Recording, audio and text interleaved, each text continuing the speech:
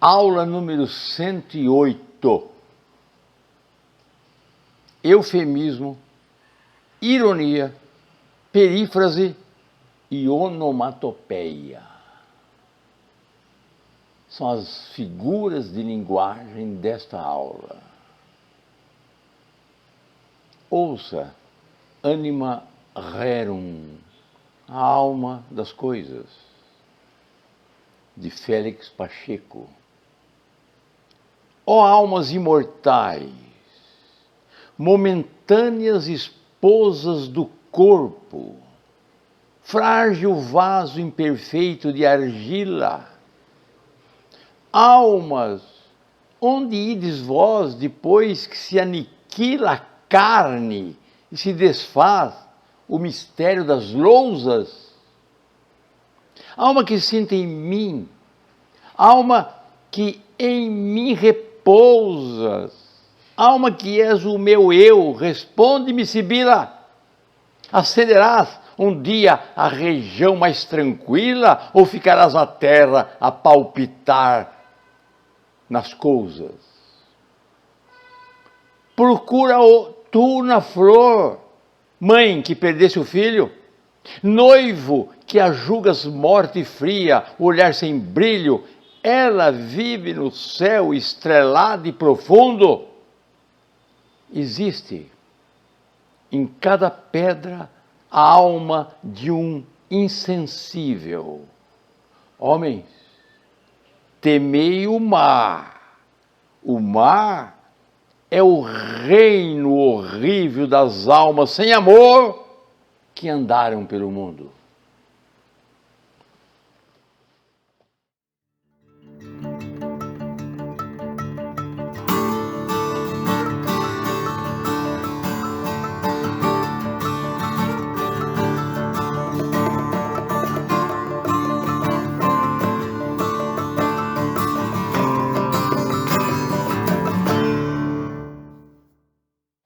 Eufemismo é uma figura de linguagem. Consiste ela em suavizar aquilo que é rude ou desagradável. As coisas que são rudes, desagradáveis, agressivas, podem ser suavizadas pela palavra, em que o autor pratica a figura de linguagem. Eu inicio dando alguns exemplos populares que nós todos usamos a toda hora, para depois chegar a algum exemplo clássico. Mas, se eu digo, consultando o meu livro, se eu digo, o senhor faltou com a verdade, é muito mais elegante do que o senhor mentiu. Então, num debate político ou num tribunal, dizer que o adversário faltou com a verdade, ele pratica um eufemismo. É uma suavização. E esse é o fenômeno da língua. Os dois disseram a mesma coisa. O senhor mentiu. O senhor faltou com a verdade. No entanto, um ofende e o outro suaviza. O professor se enganou. Quer dizer, quando um aluno em sala de aula diz, professor, você não se enganou? É mais elegante. Professor, você errou. É mais elegante. Embora sejam ambas as orações a mesma coisa. Foi para junto de Deus, ao invés de que morreu. A morte, então, como ele é rude, há várias suavizações, várias maneiras de suavizar a morte. Uma senhora respeitável é melhor do que encontrei na sala uma mulher velha. Uma senhora respeitável. O diretor da empresa ficou rico por meios ilícitos, muito mais suave do que usar o verbo roubar. Machado de Assis, num soneto dirigido à sua esposa já falecida, querida, ao pé do leito derradeiro em que descansas dessa longa vida, aqui venho e virei, pobre querida, trazer-te o coração de companheiro. Então ouça, ao pé do leito derradeiro, do túmulo, em que repousas essa longa vida, em que estás morta, sepultada, há uma suavização. Camões não fez diferente. Alma minha gentil, que te partiste tão cedo desta vida descontente, ao invés de usar o verbo morrer. Quando Camões fala de Inês de Castro, aquela que depois de morta foi rainha, aquela assassinada pelo sogro, a amante de Dom Pedro I lá em Portugal, na Idade Média, ele diz o seguinte: tirar Inês ao mundo determina por lhe tirar o filho que tem preso. Lusíadas, canto 3º, estrofe 123. Tirar Inês ao mundo determina, o rei determina, por lhe tirar o filho que tem preso, que é o filho dele, Dom Pedro, que está preso a ela pelo amor. Então, tirar Inês ao mundo, eufemismo. Camões fala de um povo que andavam praticamente nus. E olha a suavização da ideia. Andam nus e somente um pano cobre as partes que a cobrir natura ensina. Lusíadas 7, estrofe 37. Quer dizer, partes que a natureza ensina a cobrir. Só isso que cobre. O resto andam nus. Afonso de Guimarães, ao referir-se à morte de sua musa, diz: dos laranjais hão de cair os pomos, lembrando-se daquela que os colhia. É uma suavização simbólica, impressionante da morte. Hão de cair os pomos, lembrando-se daquela que os colhias. As estrelas dirão: ai, nada somos, porque ela morreu silente e fria, e pondo os olhos nela como pomos, hão de chorar a irmã que lhe sorria. A lua, que lhe foi companheira e amiga, há de envolvê-la entre lírios e pétalas de rosas. Meus sonhos de amor serão defuntos, e os arcanjos dirão no azul ao vê-la pensando em mim: por que não vieram juntos? Suavização de uma ideia rude ou desagradável. Cassiano Ricardo, para não falar da própria velhice, o espelho caiu da parede, caiu com ele o meu rosto. Bonita frase. Mário de Andrade, para não falar do preconceito racial que ele observa em São Paulo, já no início do século XX, ou no meio, 30, 35 do século XX, diz ele: um negro vem vindo, é branco, só bem perto fica negro, passa e torna a ficar branco. Lógico que eu interpreto que enquanto a pessoa está longe de mim, todos são brancos, não tem importância nenhuma, não tenho preconceito nenhum, desde que seja longe. Mas quando se aproxima, por causa da neblina de São Paulo que ele cria, então aquele preto, aquele branco fica preto. Ou seja, perto de mim eu percebo o preconceito racial.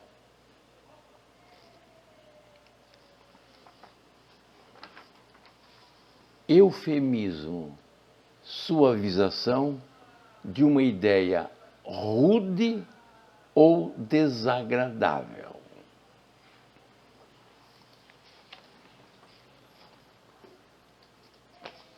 Ironia.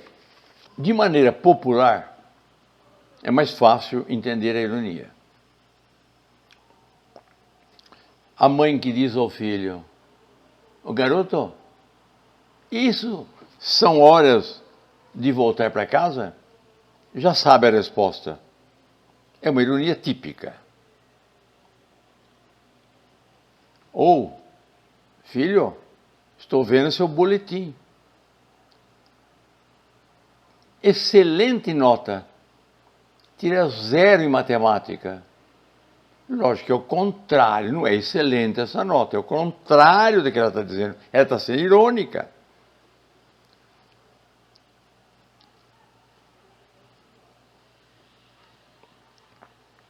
Saíste um belo patife.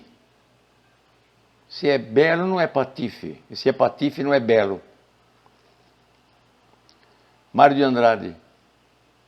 Moça linda, bem tratada, 3 séculos de família, burra como uma porta.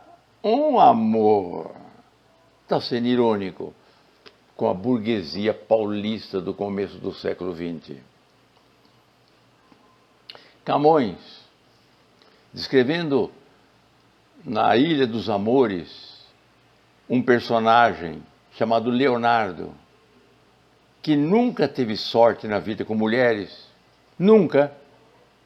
Ele diz o seguinte num trecho: Leonardo, soldado bem disposto, manhoso cavaleiro e namorado, a quem amor não dera um só desgosto. Não dera um, não. Infinitos. Lusíadas, canto 9, 75. Mas vamos a um exemplo clássico, bem clássico, Padre Antônio Vieira. Estou tomando aqui o livro que reproduz os sermões do Padre Vieira. São 30 volumes. Para explicar a ironia num texto clássico, barroco, eu vou tomar o sermão pelo bom sucesso das armas de Portugal contra as de Holanda, pregado na Igreja Nossa Senhora da Ajuda, na cidade da Bahia, com o Santíssimo Sacramento exposto. Esse sermão, pelo bom sucesso das armas de Portugal contra as de Holanda, foi pregado logo quando o Padre Vieira era jovem, bem jovem, talvez 26 anos, 25 anos de idade, na Bahia. Ainda estava na Bahia como praticamente estudante e recentemente ordenado sacerdote.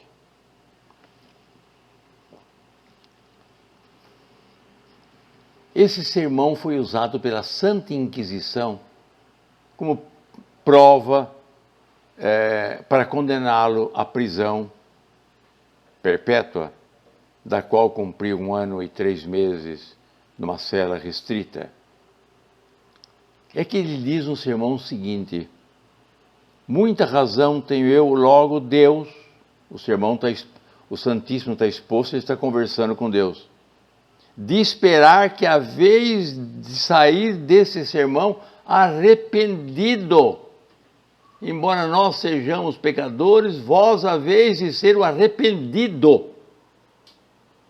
Dizendo que Deus se arrependerá em permitir a invasão da Holanda no Brasil. Ou a invasão da Holanda em Pernambuco.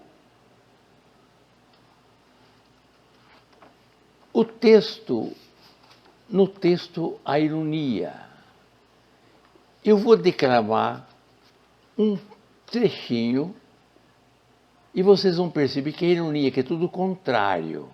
Imagine então a Holanda invadindo o Brasil, a Holanda tomando conta do Brasil. Ela traz uma religião que é da Reforma, que não é a católica, a nossa do Brasil, que predominava até então, e ainda predomina. Olha o que ele diz se a Holanda tiver sucesso no Brasil. Holanda vos dará os apostólicos conquistadores que levem pelo mundo os estandartes da cruz. Holanda vos dará os pregadores evangélicos que semeiem nas terras dos bárbaros a doutrina católica e reguem com o próprio sangue. Holanda defenderá a verdade de vossos sacramentos e a autoridade da Igreja Romana. Holanda edificará templos. Holanda levantará altares. Holanda consagrará sacerdotes e oferecerá o sacrifício de vosso Santíssimo. E oferecerá o sacrifício de vosso Santíssimo corpo. Lógico, é todo o contrário. E uma ironia clássica. Ele está dizendo justamente o contrário. Permita repetir. Holanda vos dará os apostólicos conquistadores que levem pelo mundo os estandartes da cruz. São os jesuítas que partem por esse mundo afora, para a América, para a Ásia, até o Japão, levando os ensinamentos da religião cristã católica. Ele está dizendo que a Holanda fará isso. Lógico que não fará. Holanda vos dará os pregadores evangélicos que semeiem na terra dos bárbaros a doutrina católica. Terra dos bárbaros, dos índios, cá, da África, acolá, os muçulmanos na África, no Oriente, na Ásia. E reguem com o próprio sangue muitos jesuítas mortos nessa sua missão de colonização. Holanda defenderá a verdade de vosso sacramento. Holanda não defenderá essa verdade. Os sacramentos são 7, como aprendemos no catecismo. 7. O batismo, a confirmação do batismo, a crisma, o matrimônio, a Eucaristia, a ordem sacerdotal e a extrema-unção. Esses são os sacramentos da igreja. Então, defenderá a verdade de vossos sacramentos e a autoridade da igreja romana. Holanda edificará templos. Bom, católicos não. Holanda levantará altares. Também não católicos. Holanda consagrará sacerdotes. Nunca. E oferecerá o sacrifício de vosso santíssimo corpo, que é a Eucaristia. Também não. O texto é irônico. E assim fez Padre Vieira nesse sermão. Teve que responder à Santa Inquisição, porque disse que Deus vai se arrepender da invasão, já que nenhum fruto cai de uma árvore sem o consentimento de Deus. A invasão da Holanda, a invasão ao Brasil pela Holanda, teve o consentimento de Deus, por isso que ele está vociferando contra tudo aquilo que possa permitir a invasão de um estrangeiro no Brasil. Ironia. Dizer o contrário do que está dizendo. Precisamente o contrário. A ironia caminha para o sarcasmo quando é pesada, insultosa, quando quer ofender. Me permita um texto bíblico.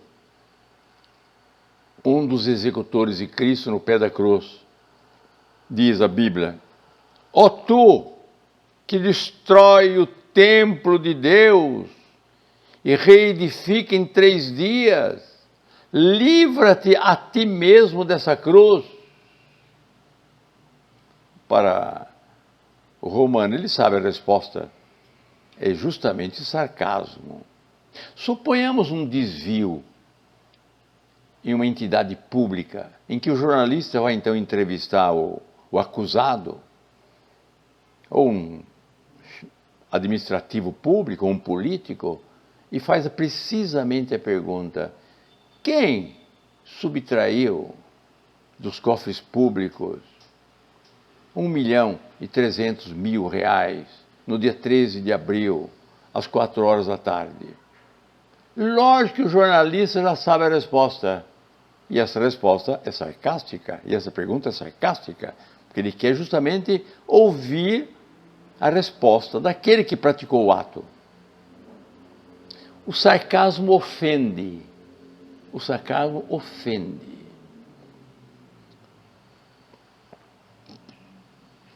Quando um conferencista não foi bem na conferência, caiu no ridículo e não soube se expressar bem, um colega pode lhe perguntar: você está satisfeito com a conferência que proferiu? Ele já sabe a resposta. É para ofender. É simplesmente para ofender. Ela é sarcástica. Perífrase é a faculdade que tem o escritor, o poeta, o escritor, o orador, de dizer em várias palavras o que bastaria uma. Aliás, a própria palavra perífrase significa isso, frase em círculo, vai rodando em torno do objeto a ser definido. É uma perífrase. Um exemplo simples.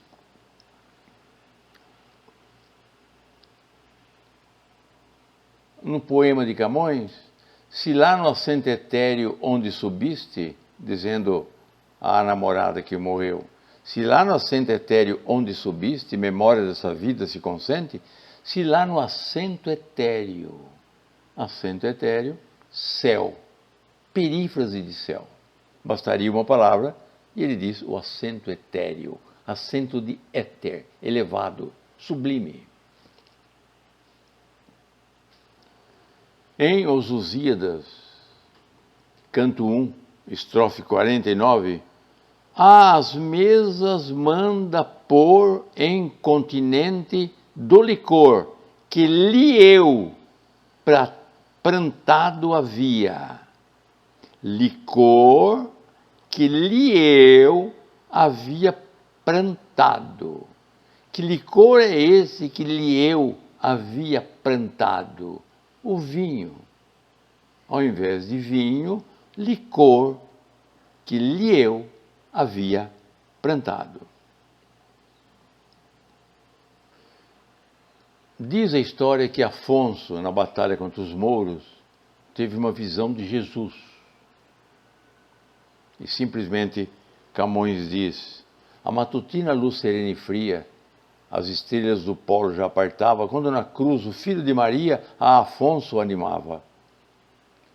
Quando na cruz o filho de Maria, Jesus, perífrase. A perífrase, ela pode tomar o nome de antonomásia, quando for o apelido da pessoa, antonomásia. Por exemplo, o Águia de Aia, ao invés de Rui Barbosa.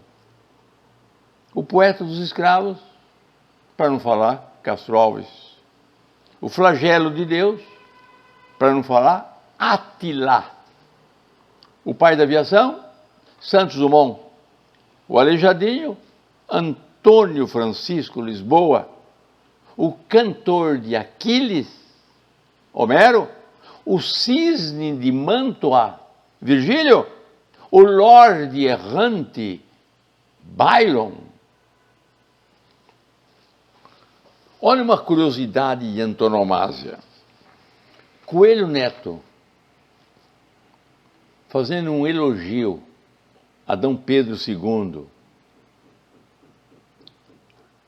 porque este imperador respeitava os professores com alto salário, segundo diz, escreveu o seguinte: no Império tinham os professores a proteção daquele que foi chamado pelo poeta o neto neto de Marco Aurélio.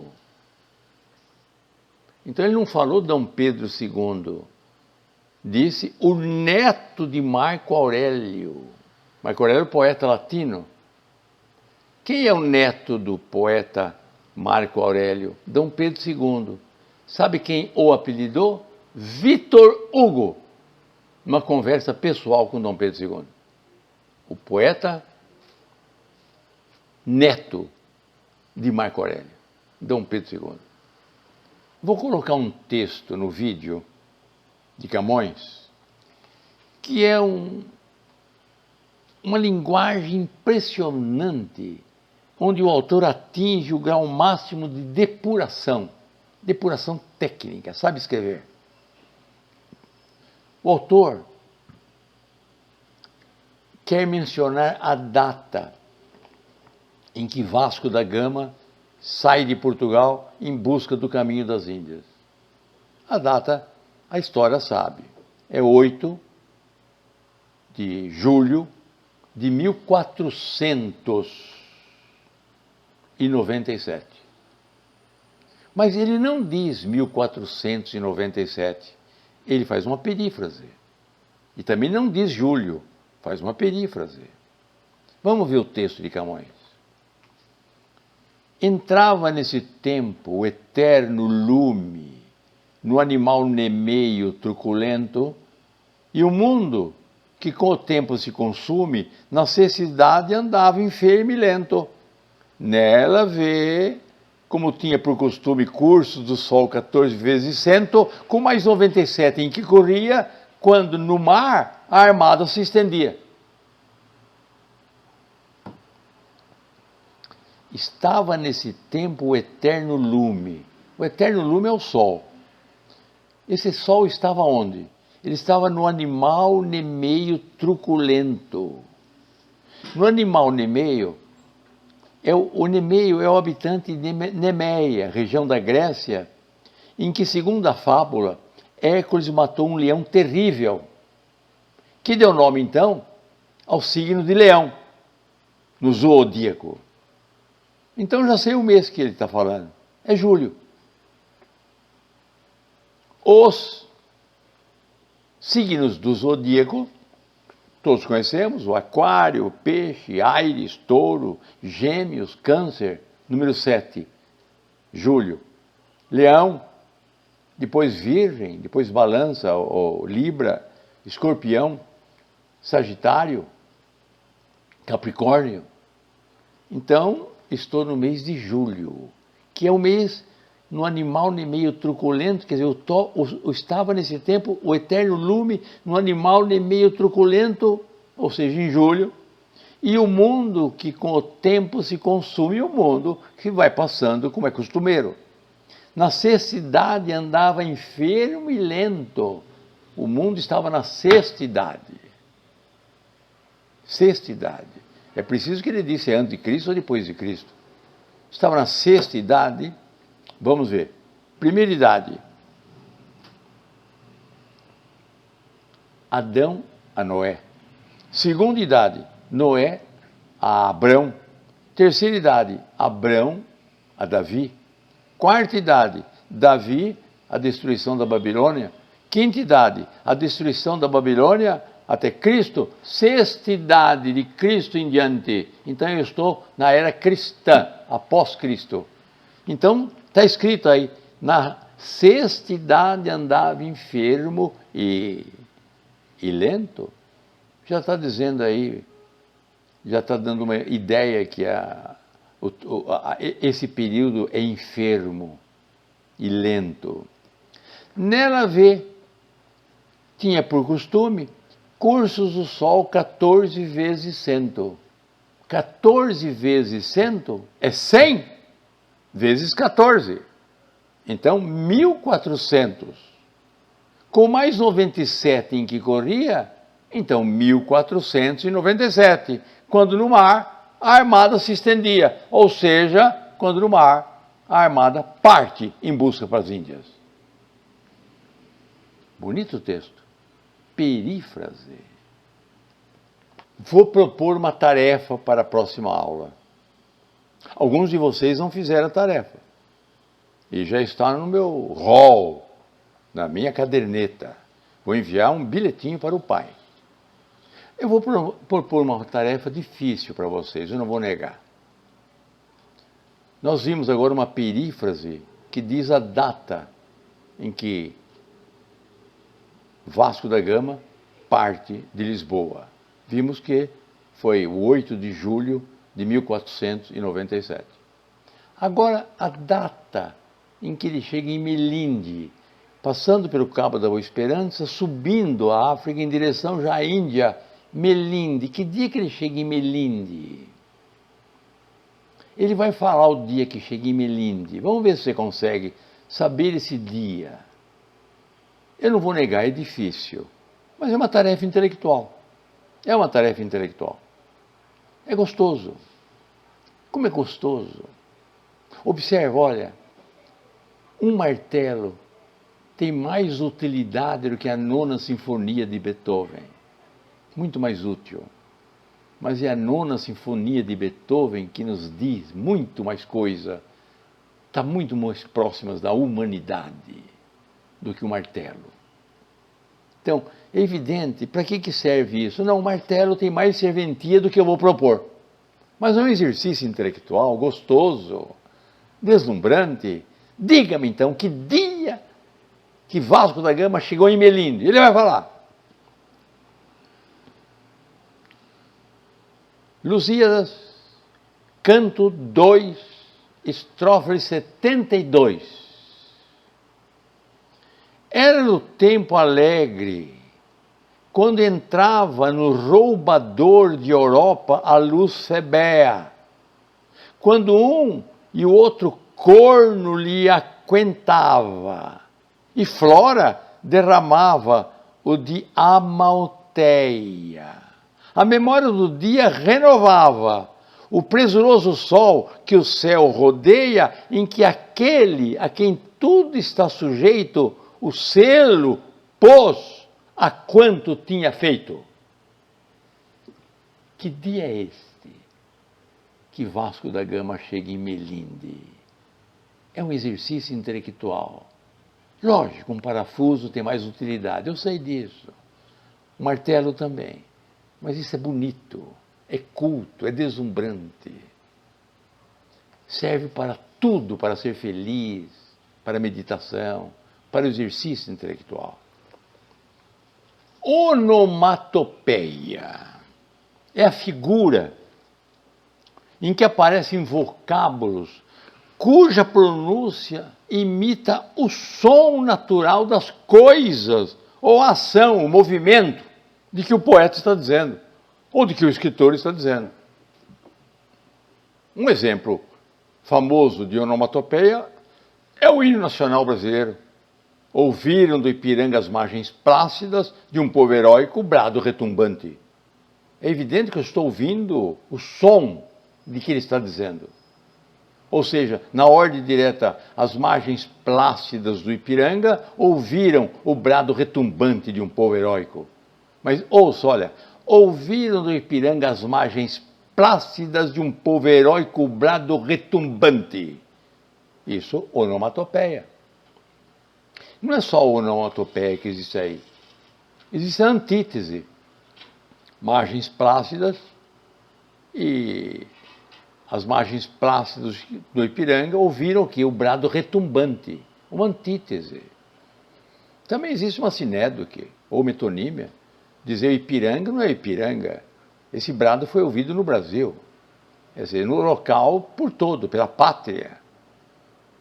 As margens plácidas do Ipiranga ouviram, prosopopeia, porque as margens não podem ouvir. Depois falaremos isso com mais calma. Existe uma simultaneidade de figuras num texto, conforme ainda a interpretação que se vai dando. Tem essa, tem aquela, às vezes na mesma frase, na mesma expressão.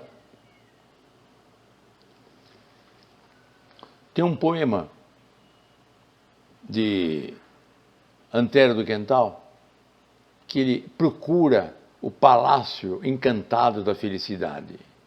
Então ele parte em busca da felicidade total, possivelmente até depois da morte.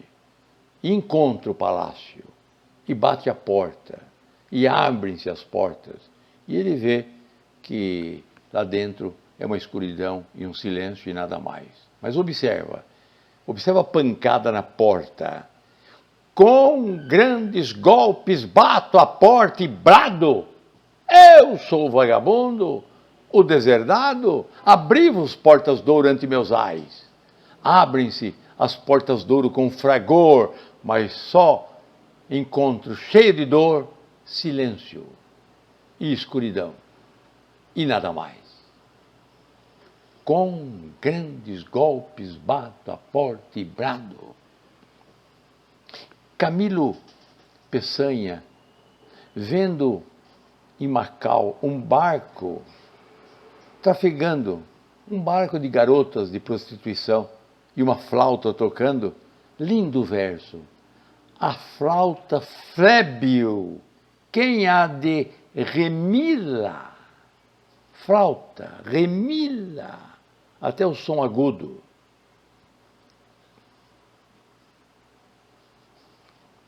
Mas o verso inteiro, só modulada trila a flauta flébil, quem há de remi-la? Camilo Castelo Branco. Olha o Manuel Bandeira.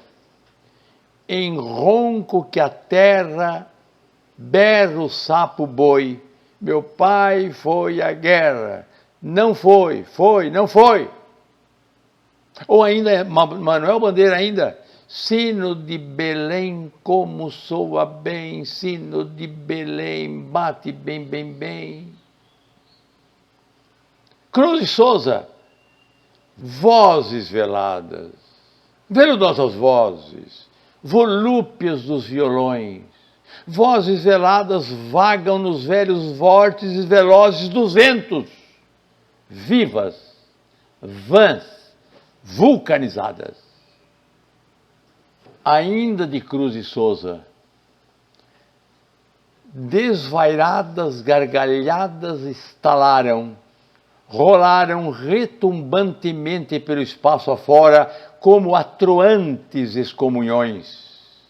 Risadas de escárnio que rolavam pela noite adentro, de eco em eco, como clamor monstruoso de turbilhões.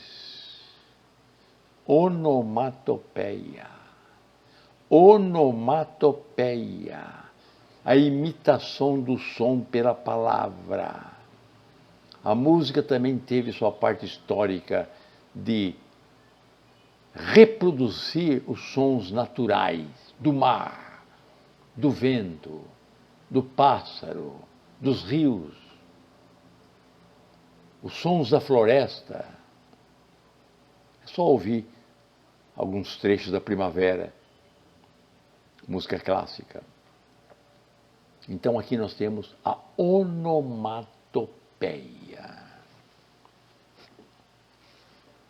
Eu vou colocar aqui no vídeo o poema que eu declamei na abertura, Anima Rerum.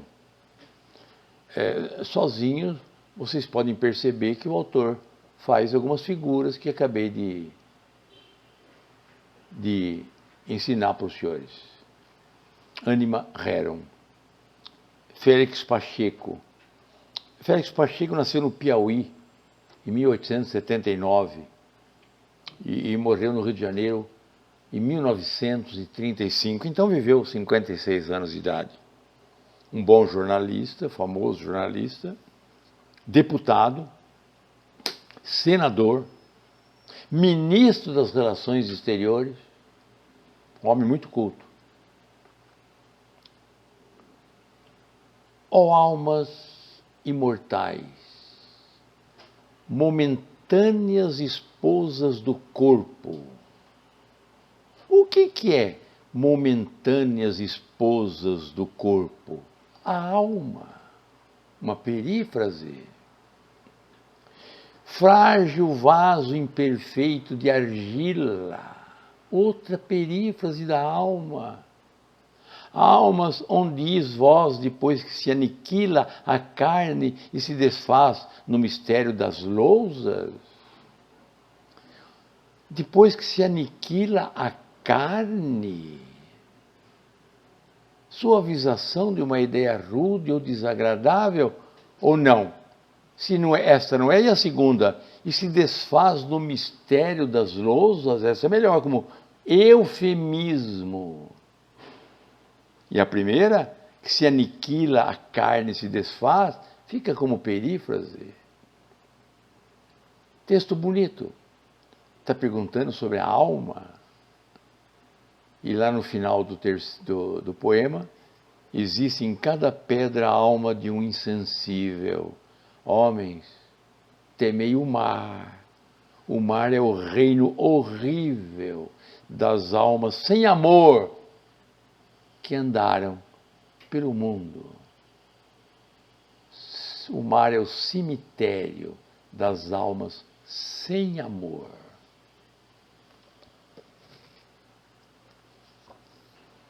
Vamos terminar a aula. O senhor tem uma tarefa para a próxima aula. Eu sei que é difícil, mas paciência, pensa um pouco. Pesquisa. Pergunta para o Google. Ele responde. Talvez. Como é que eu falei? Google. Google, como é que fala? Google. Nós temos uma tarefa para a próxima aula. Eu sei que é difícil, não vai xingar o professor. Talvez o Google responde. Talvez. Não sei não. É possível. Mas eu responderei a próxima aula. Nós temos tempos ainda para pesquisar. Uma semana para pesquisar. Uma parábola. Eu vou encerrar a aula declamando uma parábola de Pereira Silva. É um bom poeta da Paraíba de 1876 e morreu no Rio em 1944. Foi jornalista, foi promotor público. Trabalhou na Central do Brasil. Uma parábola. Eu dedico esse soneto, uma parábola, a todas as professoras e professores do fundamental, do primário. Aquelas professoras, aqueles professores que nos alfabetizaram. Aquelas professoras, essas heroínas nacionais. A todas as professoras do curso fundamental. Ouça. Esqueceu-me jamais essa roseira, deu rosas brancas a existência inteira e viveu para nós as alegrias das nossas noites e dos nossos dias. Essa roseira teve sempre rosas para as festas gentis ou religiosas e nunca se esqueceu dos namorados ou de dar flores para os seus noivados.